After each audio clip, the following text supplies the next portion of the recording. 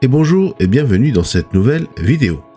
La semaine dernière, je vous avais montré comment créer votre propre serveur cloud privé en utilisant la solution open source Nextcloud et en utilisant un Raspberry Pi. Nous avons vu l'installation de la solution, donc le flashage sur la carte microSD, ainsi que la configuration de Nextcloud sur le Raspberry Pi. Je vous invite donc à revoir cette partie 1 si jamais vous ne l'avez pas vue. Aujourd'hui, dans ce tuto, nous allons voir comment accéder à nos fichiers à distance en utilisant un appareil sous Android, un smartphone ou une tablette, et également un appareil sous iOS, donc un iPhone ou une tablette de style iPad. Cela marche également pour l'accès en local, et ce tuto sera donc scindé en 3 parties. D'abord, des pré-réglages avec l'ouverture des ports sur votre box. Ici, dans l'exemple, ça sera une Livebox. Et donc, l'installation sur un smartphone Android ainsi que sous un appareil sous iOS. Suivez bien le tuto pas à pas et jusqu'à la fin. Vous verrez, ce n'est pas très compliqué. Vous pourrez donc accéder à distance à vos fichiers sur le Raspberry Pi.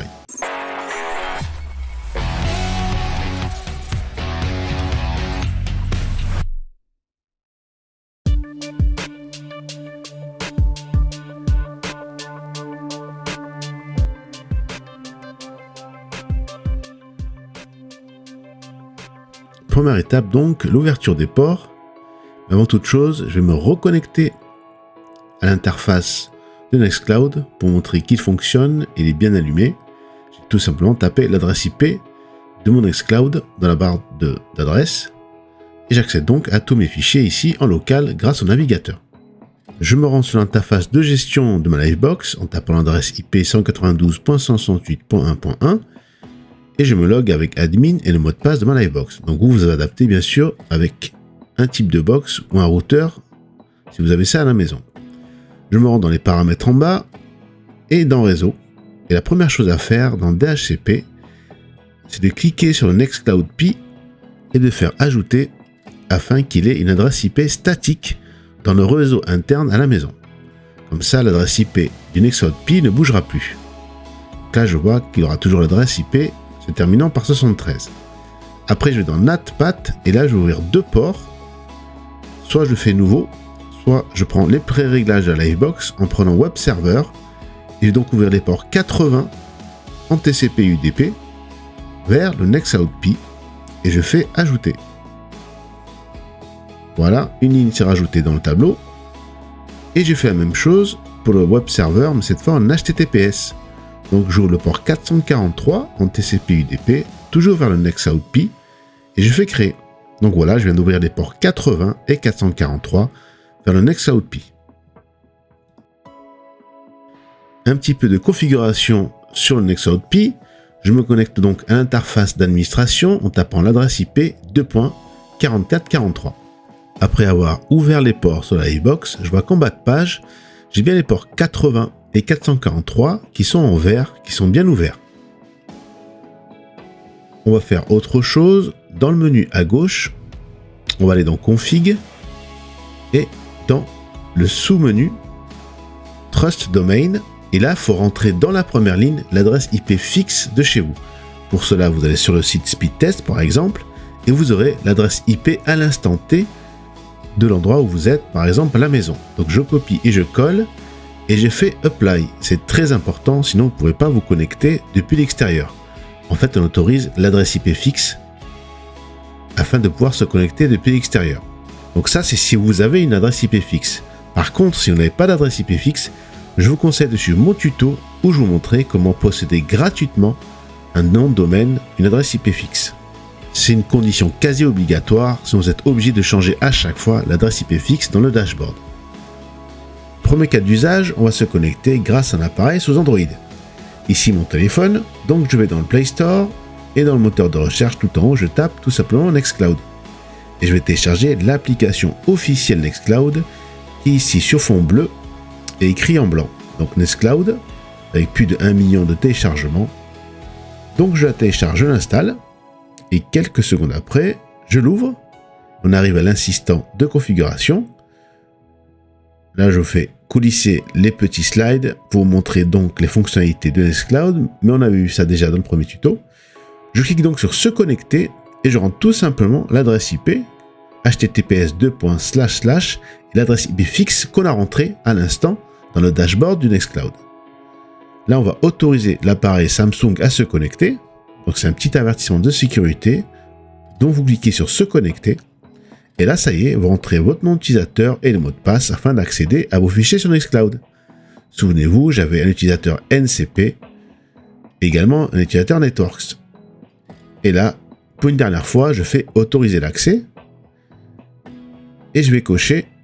Donc là, c'est typique aux appareils Android. Je vais faire encore autoriser, accès complet.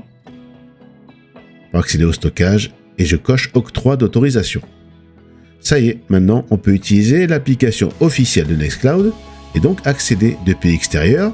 Vous voyez que tout en haut, je ne suis pas en Wi-Fi, je suis en 5G, donc je suis depuis l'extérieur. Et je peux donc accéder aux fichiers images, les faire colisser de droite à gauche, et ainsi faire des manipulations sur les fichiers, comme les supprimer, les modifier, etc. On va découvrir ensemble un petit peu l'interface. Donc là, si je vois un fichier PDF, je vois qu'il s'ouvre sans problème. Et là, comme c'est un cloud, à la manière de Dropbox, il va en fait le télécharger sur votre téléphone ou votre tablette. Donc une prochaine fois, ça sera en cache. Donc là, si je clique maintenant sur les petits carrés, je peux avoir une vue en liste ou une vue en mosaïque. En bas, le petit plus, ça me permet d'ouvrir un menu avec des fonctionnalités assez classiques, comme uploader des fichiers depuis un appareil photo ou tout simplement depuis le téléphone, numériser un document, créer un nouveau dossier ou créer un nouveau document texte. Donc on va dire des fonctionnalités assez classiques. Tout en haut à gauche, on a le menu pour accéder directement aux fichiers personnels, aux activités, aux favoris, aux médias, donc aux photos et vidéos, au partage, etc. En cliquant sur les trois petits points en face d'un fichier, on a également un menu contextuel qui s'ouvre avec des fonctionnalités aussi classiques comme le renommage, le téléchargement, l'exportation du fichier, la suppression, l'envoi et le partage, etc. à la manière d'un Dropbox ou d'un Google Drive. Maintenant, on va voir ça avec un appareil sous iOS. Pour changer, je prends une tablette, je me rends donc dans l'App Store, je tape Nextcloud et je télécharge l'application officielle avec la même icône que sous Android de Nextcloud. Quelques secondes après, je peux l'ouvrir. Et je vous montre bien que je ne suis pas connecté en Wi-Fi chez moi, je me déconnecte de mon réseau Thug Life et je me connecte en partage à mon Galaxy Note ou bien vous prouver que je suis à l'extérieur de mon réseau. Donc j'ouvre l'application Nextcloud maintenant. Voilà, une fois que je suis bien sur le réseau 5G, je fais autoriser. Pareil, j'ai les slides pour vous montrer un peu les fonctionnalités de Nextcloud et je fais se connecter. Et là, comme sous Android, je tape https:// et l'adresse IP de chez moi. Et je valide en faisant entrer. Là, je fais oui. Si vous posez une question par rapport au certificat. Là, on va faire se connecter. Donc, l'avertissement de sécurité pour autoriser ici l'iPad à se connecter. Et enfin, dernière étape, comme sous Android, je rentre le nom d'utilisateur et le mot de passe de mon utilisateur Nextcloud et je fais autoriser l'accès. Et c'est terminé. Ça y est, j'accède à tous mes fichiers depuis un appareil sous iOS, comme sous Android, depuis l'extérieur. Et là, tout en haut, vous avez vos initiales, donc N, et vous pouvez ajouter plusieurs comptes, si vous avez plusieurs utilisateurs, pourquoi pas. Et là, je peux faire ce que je veux avec les fichiers et les dossiers. Je peux donc les ouvrir, même les slider de droite à gauche, pour montrer par exemple des photos à quelqu'un. Et je peux également intervenir sur ces fichiers, donc les renommer, les supprimer, les exporter, les partager, etc. Donc là, j'ai également un menu contextuel qui permet de faire des opérations sur les fichiers, comme je vous le disais, la modification, la suppression, le partage, le rendre disponible hors ligne, c'est-à-dire le télécharger. Et si je clique sur le petit bonhomme avec un plus, j'ai accès aux activités du fichier pour savoir quand est-ce qu'il a été créé, modifié, etc. Donc ça, c'est assez pratique si vous faites du travail collaboratif, par exemple, pour savoir qui a touché au fichier, ou qui l'a modifié. Et dans Partage, à la manière d'un Dropbox ou d'un Google Drive, vous pouvez créer un lien de partage afin de le partager et donc le copier-coller ou l'exporter directement, par exemple dans une application mail ou toute autre application afin de partager un fichier ou un dossier en particulier. Donc vous voyez, il a toutes les fonctionnalités dignes d'un logiciel comme Dropbox Google Drive, etc. En bas, donc, j'ai la première icône qui est fichier pour accéder donc à mon gestionnaire de fichiers. En bas, j'ai favoris. Si vous rajoutez des favoris, un peu plus à droite, vous avez les médias. Et enfin, à plus, vous avez des paramètres de configuration pour gérer les partages, les activités, votre nom d'utilisateur et tout en bas, surtout l'espace de stockage disponible. Donc ça peut être intéressant d'un coup d'œil de voir combien il vous reste sur votre serveur de fichiers Nextcloud et même à distance.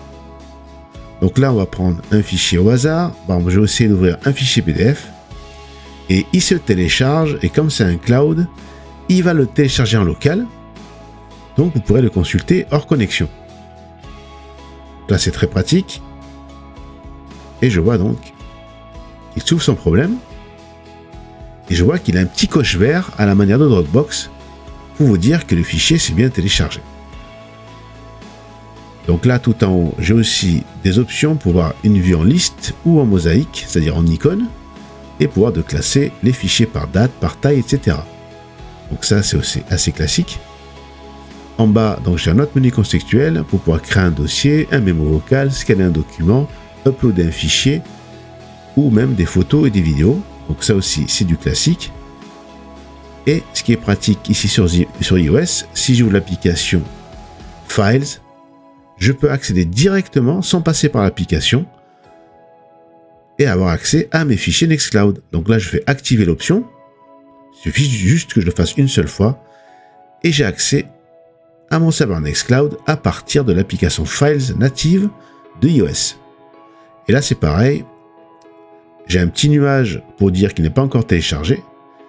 Mais quand c'est téléchargé, on voit que le fichier apparaît, non plus en grisé. Et on peut donc l'ouvrir car il est stocké définitivement. Je vais ouvrir un second fichier PDF pour l'exemple. Et là, idem, ça va le télécharger et donc le rendre disponible hors connexion. Donc là, il faut faire très attention par rapport à un NAS classique car les serveurs ici cloud privé téléchargent tout en local. Donc il faut faire attention d'avoir quand même un téléphone avec assez d'espace de stockage car ça peut être vite saturé. Et là, je vois que le fichier s'ouvre sans problème. Et je peux faire donc toutes les opérations usuelles sur ce type de fichier. Voilà, ce petit tuto est terminé. Après vous avoir montré dans une partie 1 la semaine dernière comment créer votre propre serveur cloud privé avec Nextcloud sur Raspberry Pi. Cette semaine, je vous ai donc montré comment accéder à vos fichiers à distance et en local grâce à un appareil sous Android, un smartphone ou une tablette et un appareil sous iOS, un iPhone ou un iPad. Vous avez vu que c'est très facile et le principe est le même. On télécharge l'application officielle sur le store respectif. On rentre l'adresse IP de votre maison ou de votre entreprise par exemple, précédée de https://. Veillez à bien ouvrir les ports également 80 et 443 chez vous, sinon vous ne pourrez pas accéder à l'extérieur, et de bien rajouter l'adresse IP fixe de chez vous dans les trust domains, sinon ça ne marchera pas. N'oubliez pas que si jamais vous n'avez pas d'adresse IP fixe, ça peut être très compliqué, car il faudra sinon tout le temps changer d'adresse IP dans le dashboard. C'est pour ça que je vous conseille soit d'avoir une adresse IP fixe, soit d'obtenir une adresse IP fixe, plus exactement un nom de domaine, gratuitement, grâce au tuto que je vous mets maintenant. Et cela, ça sera beaucoup plus pratique, car ça sera une adresse IP qui sera fixe, donc plus la peine de changer ça dans le fichier de configuration. Une petite info quand même, par rapport à un serveur NAS, où vous accédez à vos fichiers et vos fichiers restent sur le serveur NAS. Ici, quand vous utilisez Nextcloud, il télécharge sur votre ordinateur ou sur votre smartphone ou tablette le fichier en question. Donc ça vous prend de la place. Quand vous utilisez Nextcloud, il vous télécharge à la manière de Dropbox ou de Google Drive le fichier en local. Donc si vous n'avez pas ça, tournez-vous plutôt vers une solution de type NAS pour accéder aux fichiers directement sur le serveur sans les télécharger. Par contre, l'avantage de Nextcloud, comme Dropbox ou Google Drive, c'est de pouvoir travailler en local sur un fichier et automatiquement il est synchronisé sur le serveur Nextcloud. Donc à vous de juger le pour et le contre.